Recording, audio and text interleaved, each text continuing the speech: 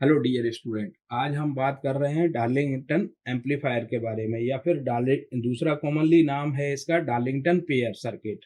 तो Darlington pair circuit का use mostly हम वहाँ पे करते हैं जहाँ हाई इनपुट इम्पिडेंस की रिक्वायरमेंट होती है। तो जनरली इस तरह के सर्किट जहाँ हमने करंट गेन वोल्टेज गेन पहले से ले लिया है, और यहाँ पर डार्लिंगटन एम्पलीफायर का यूज करेंगे हाई इनपुट इम्पिडेंस प्रोवाइड करने के लिए।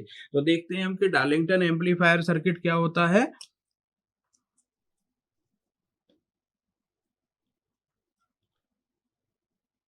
डार्लिंगटन पेयर और डार्लिंगटन एम्पलीफायर, तो कभी भी नाम इसका जो आए वो डार्लिंगटन पेयर भी हो सकता है और डार्लिंगटन एम्पलीफायर भी हो सकता है। तो कंफ्यूज नहीं होना है आपको, दोनों एक ही चीज है। डार्लिंगटन एम्पलीफायर और डार्लिंगटन पेयर बेसिकली क्या होता है कि single stage common emitter common collector amplifier यहाँ इनपुट इम्पिडेंस प्रॉपरली प्रोवाइड नहीं करता है। That means around 100 kilo ohm to 500 kilo ohm की रेंज में प्रोवाइड करता है। तो that is not sufficient for the amplification purpose. तब हम क्या करते हैं कि डार्लिंगटन कनेक्शन का यूज कर सकते हैं for the improving the input impedance.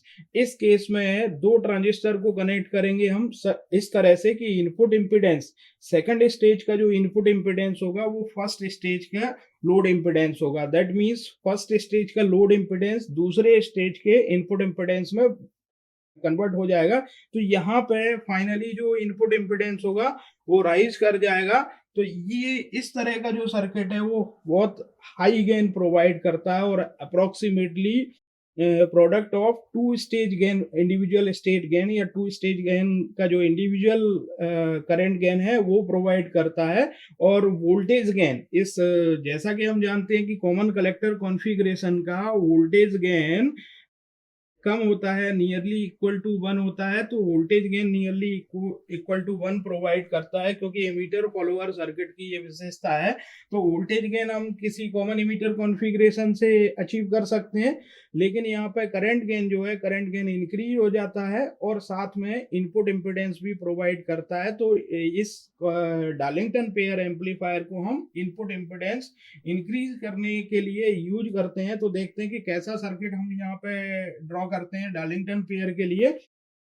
तो आपको क्या करना है, दो ट्रांजिस्टर कनेक्ट करना है। दो ट्रांजिस्टर कनेक्ट करने के लिए उनका जो सर्किट होगा दैट विल लाइक दिस।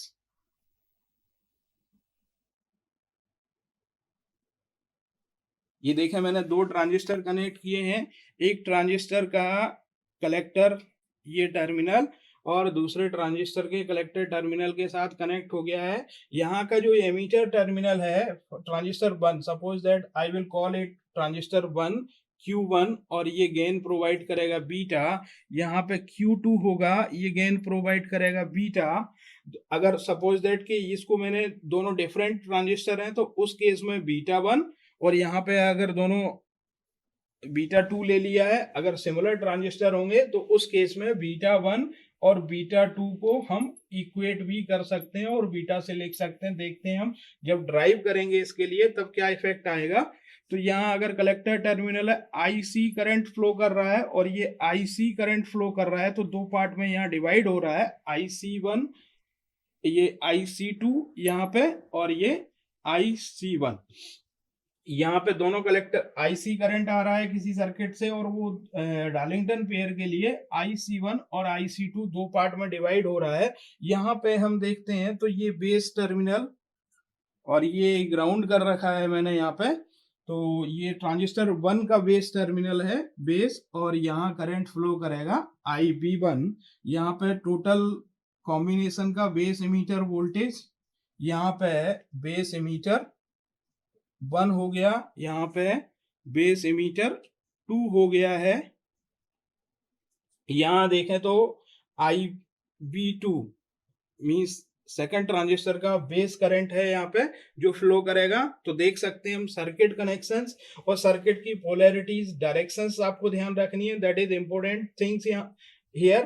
तो हम यहाँ पे देखेंगे तो बीटा डी जो करंट गेन होगा वो डार्लिंगटन पेयर का beta that will IC upon IB1। देख सकते हैं यहाँ पे ये आउटपुट करंट IC है और इनपुट करंट IV1 है टोटल कॉम्बिनेशन का डार्लिंगटन पेयर का, तो हम कह सकते हैं इसको कि IC is equal to IC1 plus IC2 divided by IV1। जैसा कि हम यहाँ से देख सकते हैं कि IC जो करंट है that is the combination of IC1 and IC2। Also हम जानते हैं कि IC2 करंट होता है beta 2। IC2 current is the beta 2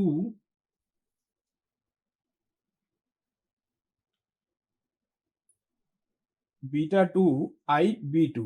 जैसा कि हम ट्रांजिस्टर के बारे में जो बेसिक इंफॉर्मेशन है उससे हम कह सकते हैं कि IC2 is equal to beta 2 IB2। अब IB2 यहां से करंट देखते हैं तो IB2 is the combination of this. अगर इसको बोलेंगे तो IE1 और IE1, यहां से देखेंगे तो IE1 is equal to IB2 और IE1 को कह सकते हैं IC1 प्लस IB1। तो यहां से हम कह सकते हैं कि IB1 IC2 is equal to beta 2 IB1 plus IC1। फिर से वंस अगेन एक बार फिर से IC1 को लिख सकते हैं, फिर से चेंज कर सकते हैं, beta 2 IB1 plus beta 1 IB1।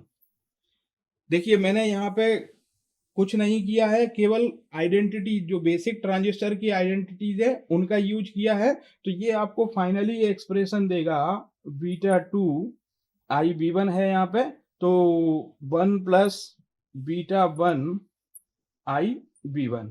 एक एक्सप्रेशन आपके सामने ये आ चुकी है। इस एक्सप्रेशन का हम यूज करेंगे बीटा डी में। यहाँ पे इस एक्सप्रेशन को दो पार्ट में डिवाइड कर देंगे, beta D equal to IC upon IB1, और इसको मैंने IC को लिख दिया IC1 प्लस IC2। तो यहाँ पे इसको दो पार्ट में डिवाइड कर देंगे, IC1 upon IB1 plus IC2 upon IB1।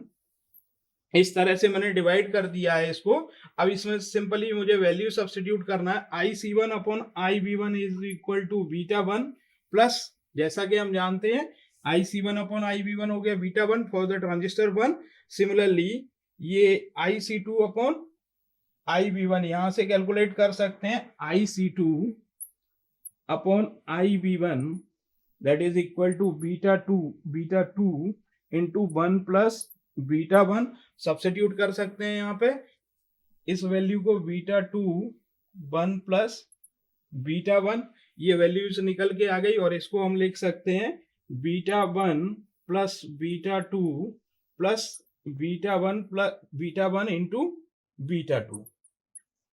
अगर मैंने इस तरह से लिख लिया है तो अगर बीटा 1 फॉर लार्ज वैल्यू है बीटा 1 और बीटा 2 की, और beta 1 is equal to beta 2 is equal to beta अगर सिमिलर ट्रांजिस्टर हैं, उस केस में मैं यहाँ पे इन दोनों पार्ट को निगलेक्ट कर देता हूँ। बीटा 1 बीटा 2 की वैल्यू बहुत लार्ज है, तो इनका जो मल्टीप्लीकेशन आएगा वो बहुत मल्टीप्लीकेशन आएगा, उसके कंपैरिजन में मैं बीटा 1 बीटा 2 की वैल्यू निगलेक्ट कर सकता हूँ। तो उस केस में बीटा डी की जो वैल्यू होगी वो अप्रोक्सीमेटली बीटा स्क्वायर।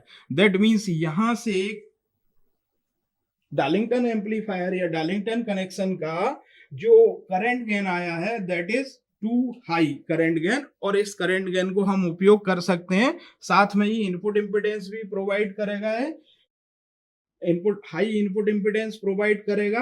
अभी इस कॉम्बिनेशन का लीकेज करंट बहुत हाई होता है, और इसके कारण से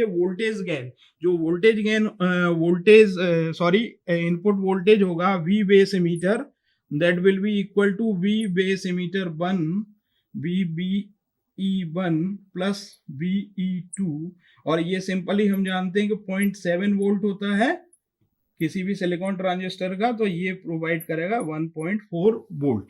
तो इस तरह से डार्लिंगटन एम्पलीफायर की हम एनालिसिस कर सकते हैं। ये डार्लिंगटन एम्पलीफायर मार्केट में अगर आप लेने जाएंगे तो एक सिंगल पैकेज के फॉर्म में भी मिल जाएगा आपको। डार्लिंगटन एम्पलीफायर डिफरेंट स्पेसिफिकेशंस के साथ मार्केट में मिलता है। तो बेसिकली इसका उपयोग क्या है, करंट गेन राइज करने के लिए और इनपुट इम्पिडेंस को बढ़ाने के लिए। तो हमने देखा एक डार्लिंगटन एम्पलीफायर सर्किट इस तरह से सिंप्लीफाइड ये एनालिसिस है। इसकी सिंप्लीफाई एनालिसिस से हम देख सकते हैं कि ये कैसे डार्लिंगटन एम्पलीफायर में करंट गेन कॉम्बिनेशन होता है या करंट गेन मल्टीप्लीकेशन होता है दोनों कॉन्फ़िगरेशन, दोनों ट्रांजिस्टर के करंट गेन के मल्टीप्लीकेशन के इक्वल में।